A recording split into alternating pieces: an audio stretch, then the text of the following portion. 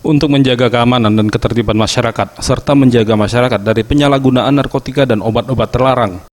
Kepolisian Polda Sumatera Selatan terus memberantas jaringan narkoba di Sumatera Selatan.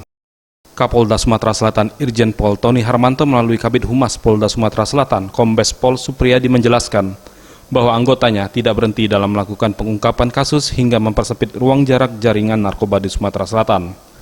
Dalam minggu pertama Oktober 2021, Ditres Narkoba Polda Sumatera Selatan bersama jajaran Polrestabes dan Polres berhasil mengungkap 39 kasus dengan mengamankan 46 tersangka. Dari laporan yang diterima dari Ditres Narkoba hingga Polres jajaran bahwa ada sekitar 42 pengedar dan 2 orang pemakai yang berhasil ditangkap di minggu pertama ini.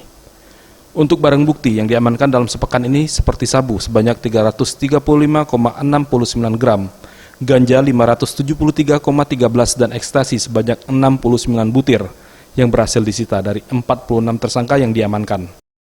Dari ungkap yang dilakukan bersama Polrestabes dan Polres jajaran, maka pihaknya berhasil menyelamatkan 2.725 jiwa generasi muda.